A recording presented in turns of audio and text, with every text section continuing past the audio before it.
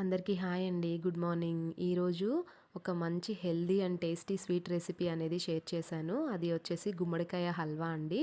చాలా simple and ఫాస్ట్‌గా కూడా ప్రిపేర్ చేసేసుకోవచ్చు.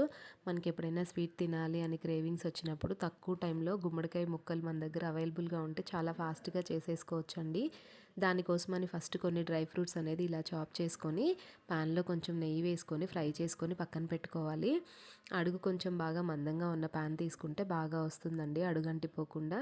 నెక్స్ట్ వచ్చేసి ఈ యొక్క 200 గ్రామ్స్ ఉంటాయండి గుమ్మడికాయ ముక్కలు వేసుకొని అదే ప్యాన్లో కొంచెం నెయ్యి వేసుకొని గుమ్మడికాయ ముక్కలు వేసుకోవాలి. వీటిని కూడా మంచిగా మనం బాగా కలుపుకొని మూత పెట్టి స్టవ్ అనేది బాగా లో ఫ్లేమ్లో ఉంచుకొని వీటిని ఉడికించుకోవాలి. నెక్స్ట్ వచ్చేసి మనం ఇవి బాగా ముక్కలు ఉడికిపోయిన తర్వాత చూడండి ఇలా టర్న్ అవుతాయి అన్నమాట. 2 స్పూన్ల బెల్లం వేసుకోవాలి.